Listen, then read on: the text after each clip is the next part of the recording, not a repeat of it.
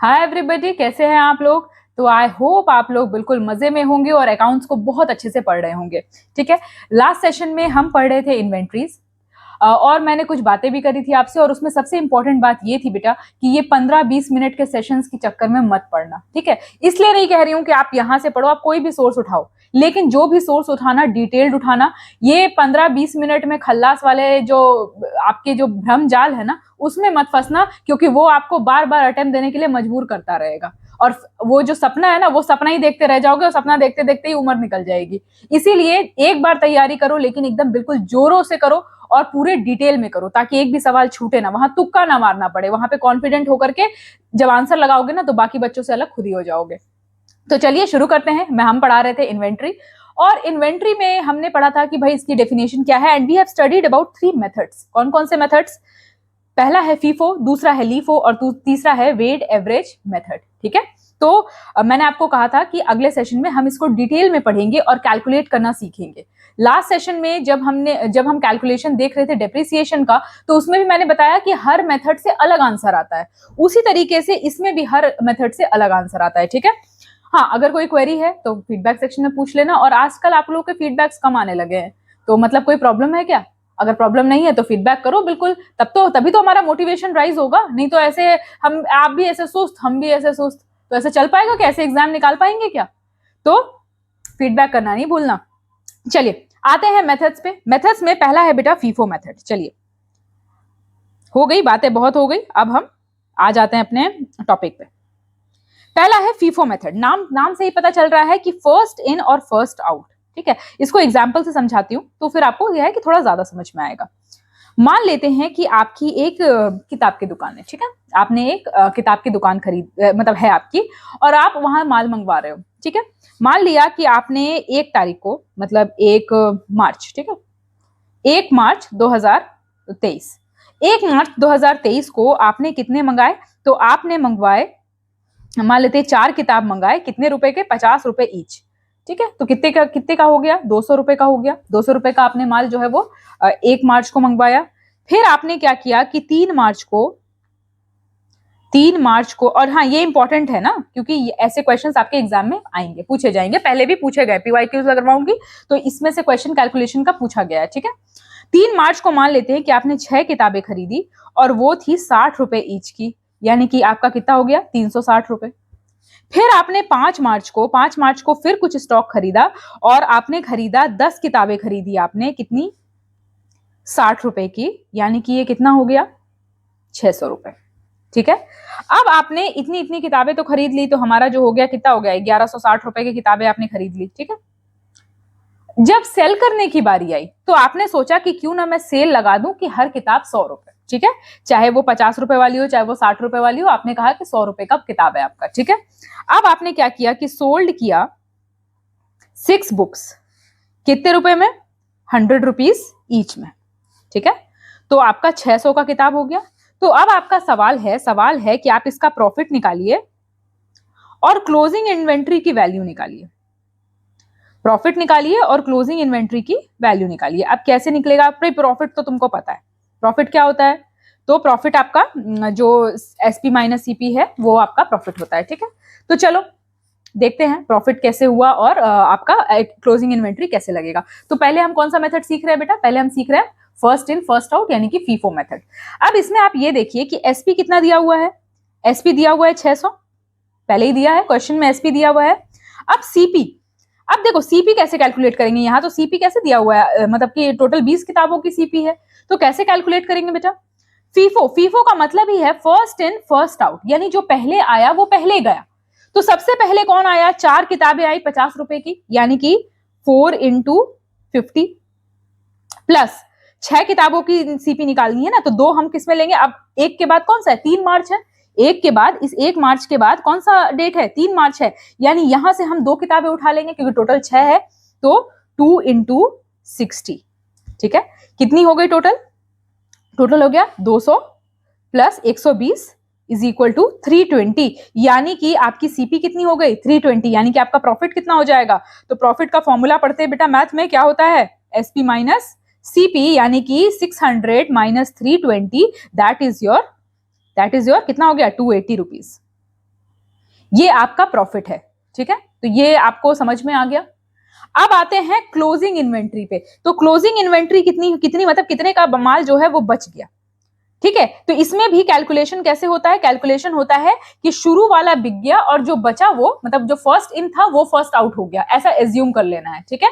तो हमने क्या किया, हमने यहां से 4 वाला, ये वाला तो बिक गया, इसको छोड़ दिया, और इसमें से 2 बिक गए और 4 बच गए। तो 4 इसको कैलकुलेट कर लेंगे, यानी कि 4b इंटू 60 और प्लस 10b इंटू 60, इसमें से अभी एक भी नहीं बिका है, तो प्लस 10b इंटू 60, ठीक है। तो टोटल कितने कितने हो गए आपके, 4 इंटू 60 और प्लस 10 इंटू 60, 600 और 240, यानी कि टोटल हो जाएंगे 840 रुपीज। तो आपका क्लोजिंग इन्वेंट्री कितना बचा, अभी 840 रुपीज बचा है, ठीक है। तो आपको समझ में आया कि कैसे हम फीफो मेथड अप्लाई कर रहे हैं, कैसे हम इन्वेंट्री मतलब जो यूजेस था इन्वेंट्री का वो हमने पहले पढ़ लिया है, ठीक है। और अब हम ये कर रहे हैं कि भाई इसको कैलकुलेट कैसे करना है। तो पहला मेथड आई होप आपको क्लियर हो गया होगा। चलिए आते हैं अगले मेथड पे, हमारा जो है LIFO. Your second method is LIFO. इसमें क्या है, लास्ट इन फर्स्ट आउट, ध्यान दीजिएगा, लास्ट इन फर्स्ट आउट। अब इसमें भी एक प्रॉब्लम हम ले लेते हैं, सेम यही वाला प्रॉब्लम उठाते हैं, ठीक है। तो क्या है आपका, 1 मार्च को कितनी किताबें ली गई है, तो 4 किताबें ली गई है, कितने रुपए में, 50 रुपए में, यानी कि 200। 3 मार्च को कितनी किताबें ली गई है, तो 6 किताबें ली गई है, कितनी, 60 रुपए ईच में, यानी कि 360 रुपए में। और 5 मार्च को कितनी किताबें ली गई है, 10 किताबें ली गई है पर 60 में, तो वो हो गया आपका 600 रुपए, ठीक है। अब यहां भी आपको निकालना है क्या, आपको निकालना है इसका प्रॉफिट और आपको निकालना है क्लोजिंग इन्वेंट्री। क्लियर है, क्वेश्चन समझ में आ गया। अब फीफो मेथड से तो फटाफट निकाल लोगे, कोई प्रॉब्लम नहीं होगी। अब यहां पे लीफो मेथड में क्या क्या होगा, कुछ ज्यादा नहीं है, बस थोड़ा सा चेंज है। क्या है बेटा, वहां पे हम शुरू का पहले कैलकुलेट करते थे, यहाँ पे अंत का पहले कैलकुलेट करेंगे। यहां भी मैंने एज्यूम कर लिया कि आपने सोल्ड किया कितना भाई, 6 बुक सोल्ड किया at the rate of 100 rupees, तो एसपी कितना हो जाएगा आपका, 600 रुपए हो जाएंगे। और सीपी कितना होगा, तो सीपी बेटा देखो, अभी तक हम क्या कर रहे थे, शुरू से शुरू कर रहे थे, यानी कि जो सबसे पहले आया वो सबसे पहले गया। लेकिन last in first out method कहता है कि जो सबसे लास्ट में आया वो सबसे पहले गया, यानी कि हम इसमें से 6 उठाएंगे। ये जो 5 मार्च वाला स्टॉक है ना, उसमें से हम 6 उठाएंगे, तो यानी कि 60 रुपए का है, तो 6 इंटू 60 बुक्स, यानी कि 360 रुपीज। तो हमारा प्रॉफिट कितना हो जाएगा, प्रॉफिट हो जाएगा 600 minus 360, that is your 240 rupees. 240 rupees is your profit. यहां पर समझ में आया कैसे। अब क्लोजिंग इन्वेंट्री निकालना है वापस से, चलो यहां यहीं बता देती हूं, ठीक है। क्लोजिंग इन्वेंट्री निकालना है। क्लोजिंग इन्वेंट्री कैसे निकालोगे, तो मैंने आपको पहले कहा कि उस समय क्या करते थे, शुरू का लेते थे, अभी क्या है, लास्ट का लेंगे। तो भाई लास्ट के 10 में से 6 बिक गए, यानी 4 बचे, 4 इंटू 60 प्लस इसके 6 के 6 बचे हुए हैं, 3 मार्च वाला 6 का 6 बचा हुआ है, यानी कि ये हो जाएगा 6 इंटू 60 और प्लस 4 इंटू 50, ठीक है। कैलकुलेट कर लीजिए कितना हो जाएगा, 6 4 जो 24, 240 प्लस 360 प्लस 200, ठीक है। तो आपका कितना हो गया, 0 0 और 3 4 5 6 7 8, 800 रुपए, 800 है ना, हाँ 800 रुपए का आपका इन्वेंट्री हो गया, ठीक है। तो ये समझ में आया। अब यहाँ पे इन्वेंट्री कितना आ रहा था बेटा, 840 रुपीज का इन्वेंट्री आ रहा था, और यहाँ पे कितने का आ रहा था, 800 का आ रहा है। तो जब जैसे ही आप मेथड को चेंज करते हो वैसे ही आपका जो वैल्यू है वो चेंज हो जाता है। और आपके एग्जाम में यही क्वेश्चन सेम टू सेम आता है कि क्लोजिंग इन्वेंट्री की वैल्यू निकालिए बाय फीफो मेथड या बाय लीफो मेथड, ठीक है। तो इतना मतलब बहुत ज्यादा टेक्निकल नहीं है, लेकिन अगर आएगा ही नहीं, कभी पढ़े ही नहीं रहोगे तो फिर प्रॉब्लम हो जाएगी। इसीलिए मैं कहती हूँ, बार बार कहती हूँ ना, 15 मिनट वाले सेशन में रिलाय मत करो। इसलिए कहती हूँ क्योंकि आप शॉर्टकट देख के तो निकल लेते हो, लेकिन एग्जाम में जब है ना, वो पे ऐसे घनचक्कर दिला देता है, बोलता है अरे भाई ये क्या है। तो ऐसा नहीं करना है हमको, है ना। चलो आते हैं थर्ड मेथड पे। 2 मेथड हमने कर लिया, फीफो मेथड, लिफो मेथड, और अब हमारा है तीसरा वेट एवरेज मेथड।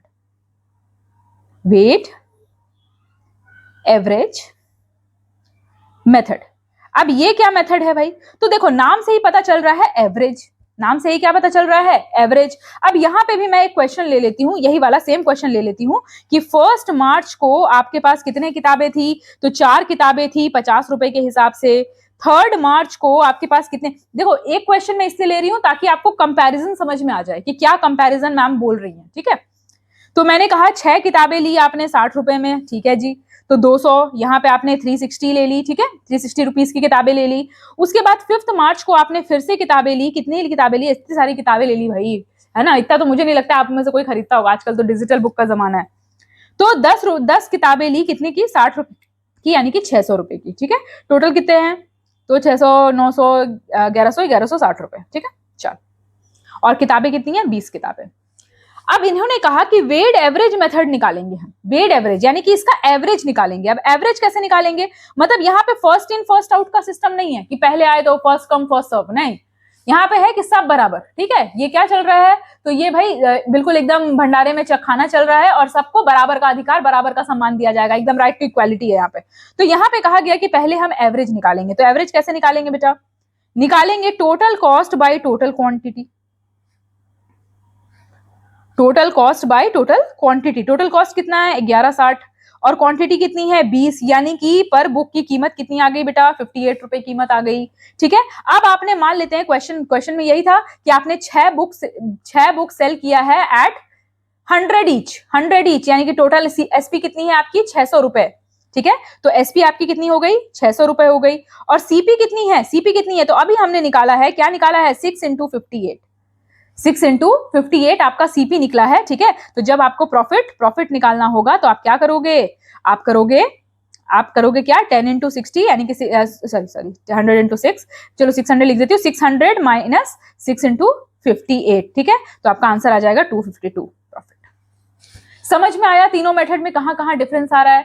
जब आपको स्टॉक निकालना होगा, इन्वेंट्रीज का स्टॉक निकालना होगा कि भाई जो इन्वेंट्री के स्टॉक कितनी बची है, तो उसके लिए क्या करोगे, मैडम आपकी जो क्लोजिंग इन्वेंट्री है उसके लिए क्या करोगे, कैसे निकालोगे। तो इसमें इतना झंझट पालने की जरूरत नहीं है कि फर्स्ट इन देखो लास्ट इन देखो, कुछ नहीं करना है। आपकी टोटल कितनी किताबें थी बेटा, 20 किताबें थी, जिसमें से 6 बिक गई, कितनी बची, 14 बची। तो आप क्या करोगे, 14 into 58, this will be your closing inventory, ठीक है। आगे बात समझ में, तीनों मेथड में कोई प्रॉब्लम है, अगर प्रॉब्लम है तो आप फटाफट से इसको पूछ लीजिए, ठीक है। चलो अब मैं एक क्वेश्चन कराती हूँ जो आपके प्रीवियस ईयर का ही है, ठीक है। तो मैंने उसको मतलब नोट करके रखा था ताकि आपको पता लगे कि हाँ भाई इस तरह के क्वेश्चन आते हैं, मैम ऐसे ही नहीं बोल रही हैं। चलो क्वेश्चन देखो, क्वेश्चन है कि क्वांटिटी है आपकी कितनी भाई, 1500 यूनिट है, क्वांटिटी है कितनी, 1500 यूनिट, और टोटल वैल्यू कितनी है, टोटल वैल्यू है 1 लाख। अभी पीवाईक्यू लेकर आऊंगी, ठीक है, तो ऐसा टेंशन नहीं लेने का। टोटल वैल्यू है 1,27,500, ठीक है। तो आपको ये मतलब ये एक बार एक्वायर किया गया, ठीक है। उसके बाद फिर और अगेन फिर से और स्टॉक भरा गया, कितना, तो क्वांटिटी है बेटा 300 यूनिट, ठीक है। और एवरेज कॉस्ट इसमें निकाला गया, एवरेज कॉस्ट निकाला गया 95 रुपीज ईच, 95 रुपीज ईच, ठीक है। और फिर उसको जब सेल किया गया, सोल्ड कितने यूनिट किए गए, 600 यूनिट किए गए। तो आपको लगाना है कौन सा मेथड, आपको लगाना है फीफो मेथड, ठीक है। फीफो मेथड लगाना है और आपको क्लोजिंग इन्वेंट्री का वैल्यू निकालना है, क्लोजिंग इन्वेंट्री की वैल्यू निकालनी है। बात समझ में आई, क्या है क्वेश्चन, कुछ दिक्कत है कि पहले हमने मान लेते हैं XYZ, मतलब डेट नहीं लिखी हुई पर मान लेते हैं मैंने 1 मार्च को इतना एक्वायर किया और फिर मैंने 2 मार्च को इतना एक्वायर किया। अब आप फीफो मेथड से बताओ कि क्लोजिंग इन्वेंट्री कितनी बची, जबकि मैंने 600 यूनिट जो है वो सेल कर दिया है, ठीक है। अब देखो कैसे निकालना है।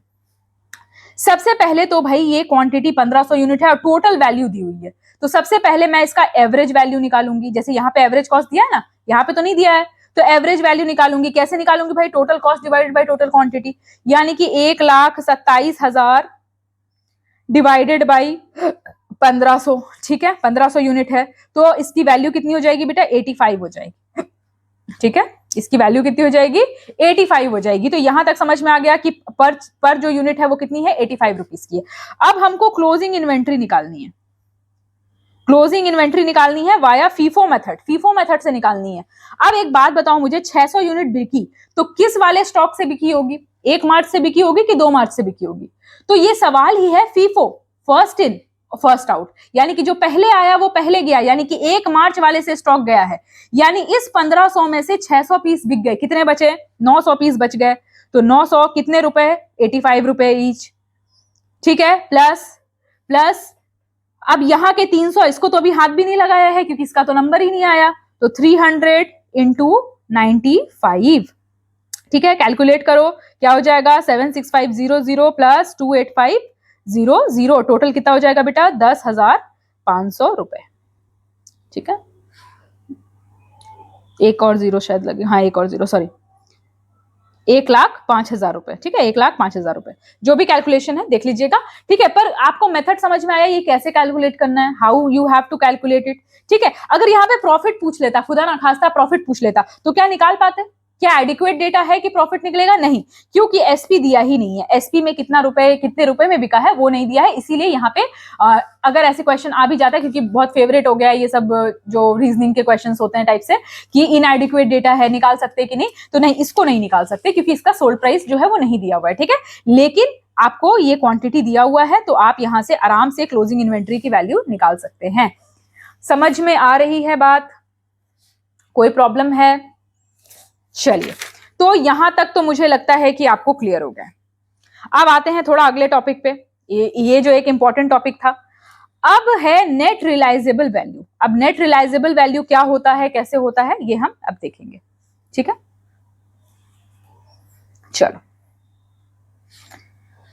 टॉपिक डाले इन्वेंट्री, ये इन्वेंट्री का एक अगला सेगमेंट है। एक सेगमेंट हमारा क्या था, मेथड्स थे कि कैसे इन्वेंट्री को कैलकुलेट किया जाता है, और इसका दूसरा सेगमेंट है कि एनआरवी जो है अगर दिया हुआ है तो फिर इन्वेंट्री को कैसे रिकॉर्ड किया जाता है, ठीक है। तो चलो देखो, कि कह रहा है कि क्वेश्चन जो हमारे पास जो इशू है वो ये है कि at what value inventory is recorded, inventory को किस वैल्यू पे रिकॉर्ड किया जाता है, at what value is inventory recorded if NRV is given. अब ये एनआरवी कौन सी बला है, तो अभी जानेंगे कौन सी बला है।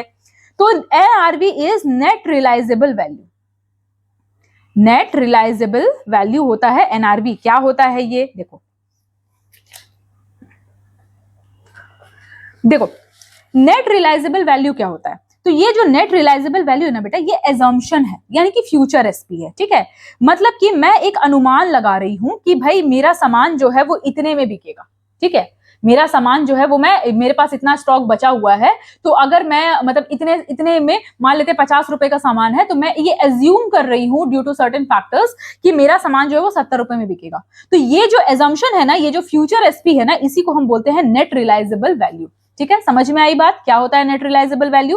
अब कहा जा रहा है कि जब भी इन्वेंट्री को रिकॉर्ड किया जाता है, जब इन्वेंट्री का जो कॉस्ट लगाया जाता है, ठीक है, तो वो कब रिकॉर्ड किया जाता है, या तो उसके कॉस्ट पे रिकॉर्ड किया जाता है, या तो उसके एनआरवी पे रिकॉर्ड किया जाता है, ठीक है, या तो उसका जो अटेनमेंट कॉस्ट है उस पे रिकॉर्ड किया जाएगा, या तो इसके एनआरवी पे नेट रियलाइजेबल वैल्यू पे कैलकुलेट किया जाएगा, विच एवर इज लोअर, जो भी कम है, ठीक है। क्योंकि याद करो हमने एक कॉन्सेप्ट पढ़ा था कि इससे पहले मतलब 2-3 सेशन पहले पढ़ा था कि जो प्रॉफिट है उसको हम एक्स्ट्रा प्रॉफिट को अपने बैलेंस शीट में नहीं डालेंगे, लेकिन अगर कोई लॉस होने वाला है, कुछ होने वाला है, तो उसको हम अपने बैलेंस शीट में डाल देंगे, है ना, पहले से ही डाल देंगे। तो यहाँ पे भी कहा जा रहा है कि जो कॉस्ट या एनआरवी जिसमें भी कैलकुलेट करें, जो भी कम होगा, विच एवर इज लोअर, उसको हम यहाँ पे मेंशन करेंगे, ठीक है।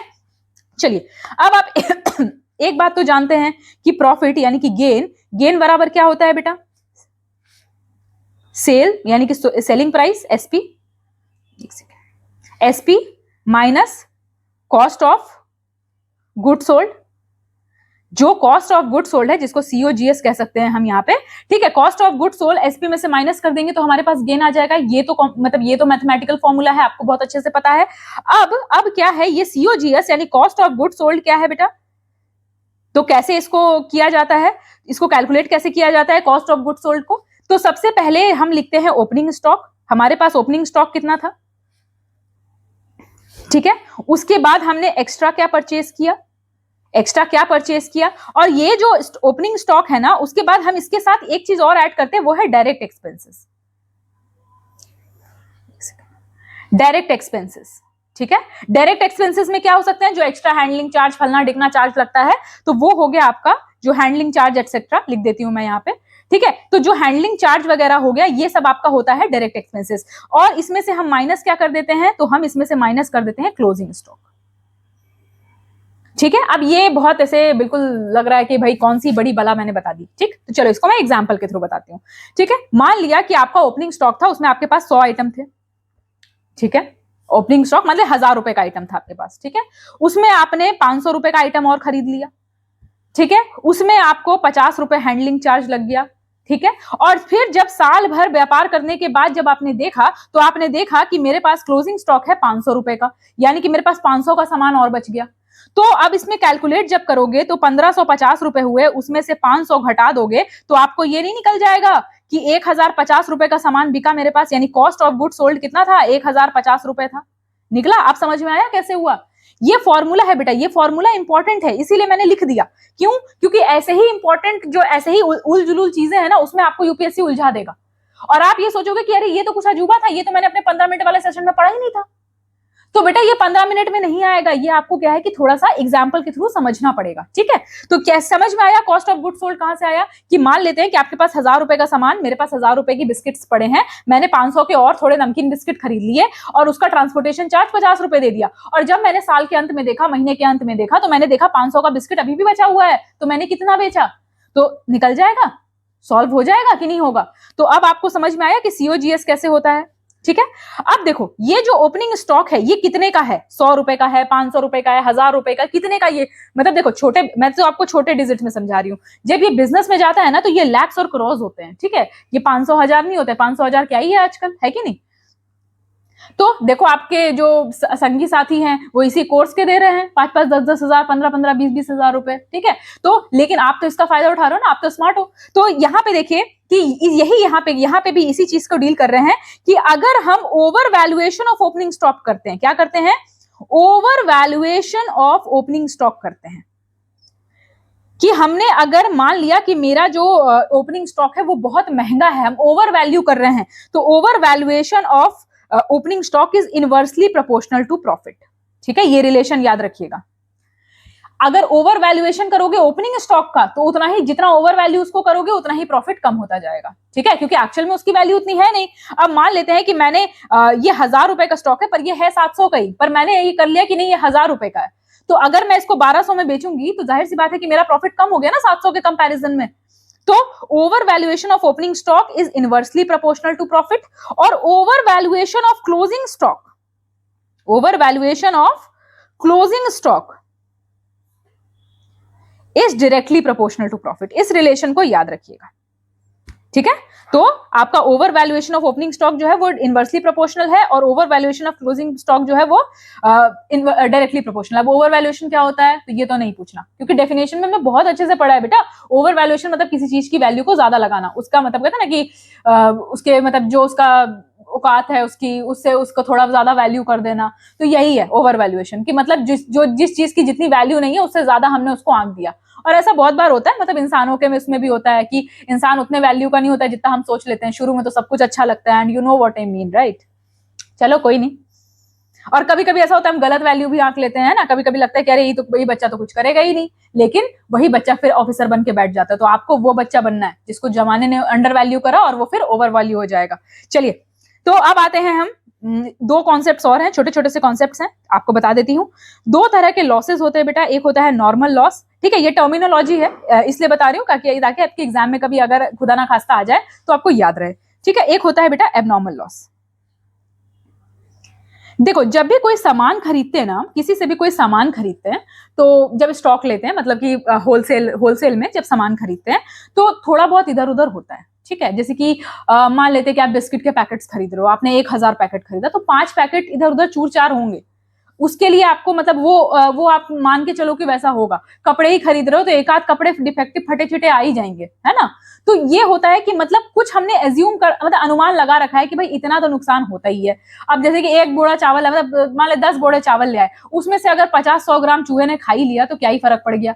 तो ये है बेटा आपका नॉर्मल लॉस, ठीक है। और इसका भुगतान कौन भुगतता है? इसका भुगतान भुगतता है रिकवरी किससे होती है? बाय कंज्यूमर, ठीक है। क्यों? क्योंकि जब रिटेलर है या होलसेलर है ना, तो वो अपने प्राइस में उसको भी जोड़ देता है, ठीक है। जैसे कि मान लेते हैं कि 100 रुपए में आपको मिल रहे हैं 10 पैकेट बिस्किट, पर इत्तेफाक से आपको पता है कि ये 9 ही पैकेट आएगा, ठीक है। तो आप क्या करोगे कि इसको मतलब मान लोगे कि ये जो एक पैकेट के बिस्किट है वो 10 रुपए की नहीं बल्कि 11 रुपए की है, ठीक है, ऐसा एग्ज्यूम कर लोगे कि 10 रुपए का नहीं बल्कि 11 रुपए का, और आप उसी हिसाब से फिर उसको बेचोगे।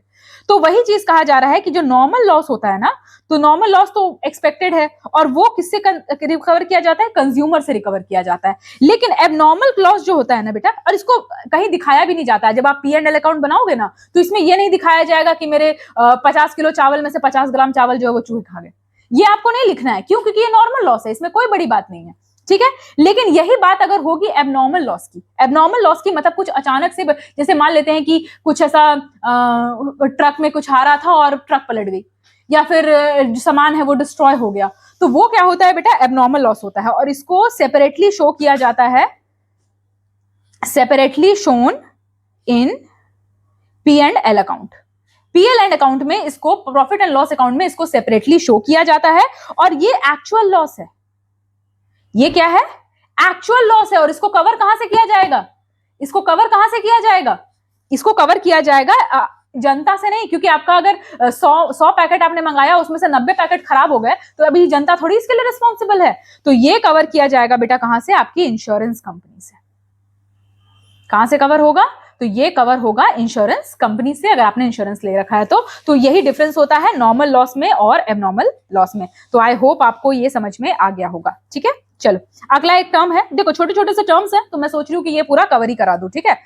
तो दूसरा है बेटा, अगला टर्म है बेटा, वो है लिक्विडिटी एनालिसिस। क्या है लिक्विडिटी एनालिसिस?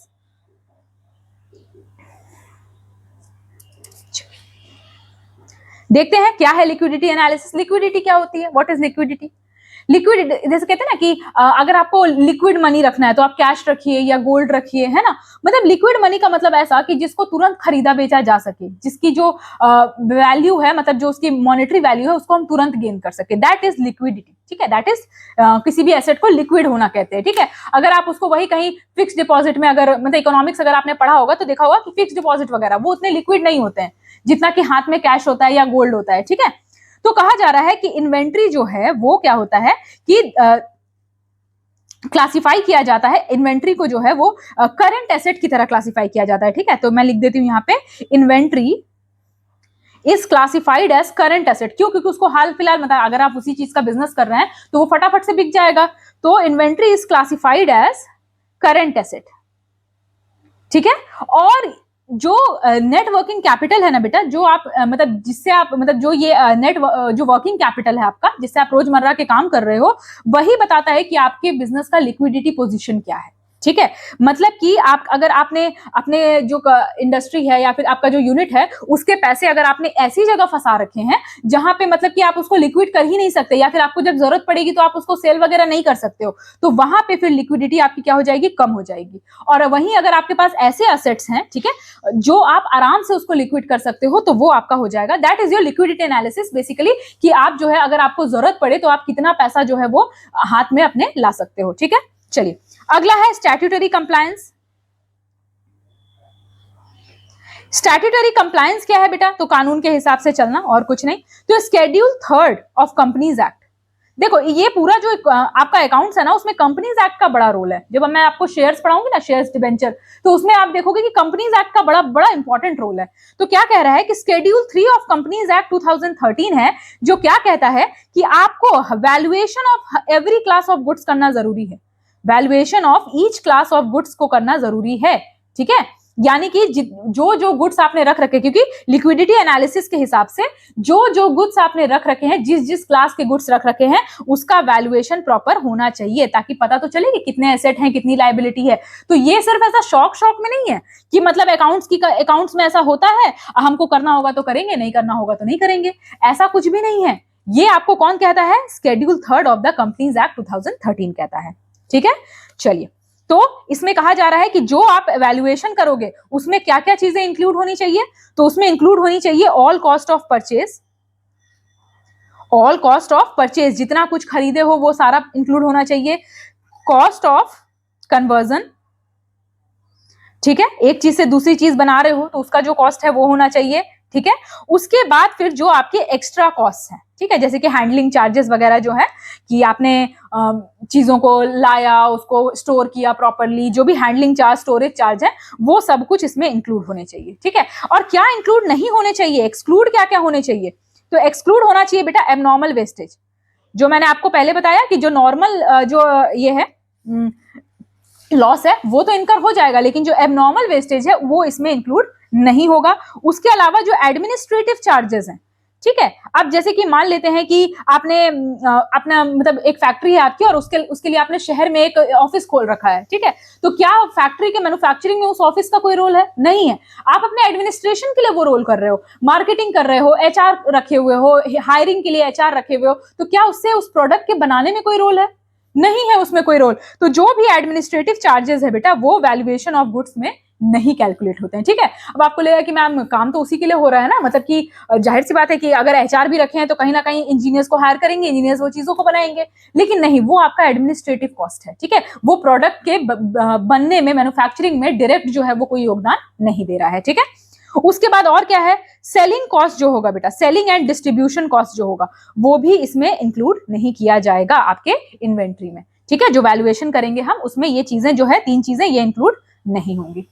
तो आई होप आपको ये समझ में आ गया होगा। कोई प्रॉब्लम होगी बेटा तो फीडबैक सेक्शन में पूछ सकते हैं, ठीक है। जो अगला टॉपिक होगा हमारा, जो अगला सेशन होगा उसमें हम स्टार्ट करेंगे बिल्स ऑफ एक्सचेंज, ठीक है। 2 टॉपिक है बेसिकली, बिल्स ऑफ एक्सचेंज है और प्रॉमिसरी नोट है, तो उसको हम अगले सेशन में स्टार्ट करेंगे, ठीक है। यहां तक कोई प्रॉब्लम है तो पूछ लीजिएगा फीडबैक सेक्शन में। और इसके अलावा हम पीवाईक्यूज भी लेकर आ रहे हैं, बहुत जल्दी 1-2 दिन में आ जाएगा, ताकि आपको भी पता लग सके कि फेस्टिवल के पहले पता लग सके कि फेस्टिवल में कितना एंजॉय करना है ना। तो हम पीवाईक्यूज भी साथ में लेकर आएंगे, तो उसको भी बिल्कुल अच्छे से देखिएगा और कोई मक्कारी नहीं करिएगा बेटा। भले आप स्पीड में देख लीजिए लेकिन मक्कारी नहीं करिएगा कि देखेंगे एग्जाम के 2 दिन पहले। एग्जाम के 2 दिन पहले कोई सा चमत्कार होने वाला नहीं है ऐसे भी, ठीक है। तो अकाउंट्स जो है वो बहुत इंपॉर्टेंट टॉपिक है, 13-14 क्वेश्चन कोई कम नहीं होते हैं, और जो नॉन कॉमर्स बैकग्राउंड के बच्चे उनके लिए तो ये बहुत बहुत जरूरी है, क्योंकि आपके कॉम्पिटिटर आपसे 13-14 सवाल आगे हैं, है ना। और वो बच्चे जो है ना जिन्होंने मतलब पहले से पढ़ रखा है, वो अगर 15-20 मिनट का सेशन दे करके ऐसे ही टाइम पास करके चले जा रहे हैं, तो उनके पास एक बैकग्राउंड है बेटा, 4-5 साल पढ़ा है उन्होंने, ठीक है। जैसे कि मैंने लॉ पढ़ा है, तो अगर मैं लेबर लॉ ऊपर ऊपर से भी देख के चली जाऊं ना तो मेरा फाउंडेशन है। लेकिन जो बच्चे बिल्कुल न्यू है उनके लिए 15-20 मिनट का सेशन से काम नहीं चलेगा, ठीक है। तो इसीलिए डिटेल एनालिसिस करिए, डिटेल कवरेज करिए और मक्कारी नहीं करिए बेटा। क्यों? क्योंकि जब सपना इतना बड़ा देखा है ना तो उसके बाद फिर मेहनत छोटी नहीं होनी चाहिए। तो चलिए मिलते हैं अगले सेशन में, टिल देन बाय बाय।